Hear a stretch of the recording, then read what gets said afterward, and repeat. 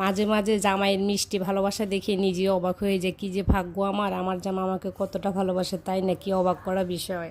জামাই গেল বাজারে বাজার করতে, আর চোখের সামনে পড়লো কচুর তরকারি, দেখে সাথে সাথে কিনে ফেললো। জানে ওনার বউ খেতে খুব পছন্দ করে, এই জন্য আর কি নিয়ে আসলো।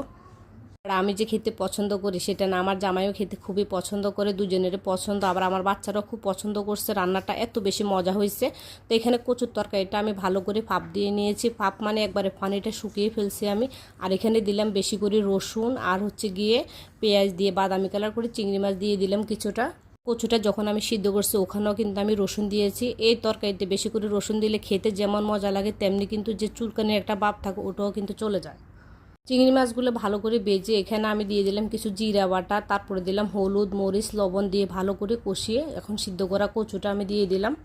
সিদ্ধ করা কচুটা দিয়ে মানে 10 মিনিট ভালো করে একটু ধৈর্য নিয়ে এগুলা ভালো করে একটু কষিয়ে কষিয়ে এগুলো রান্না করতে হবে।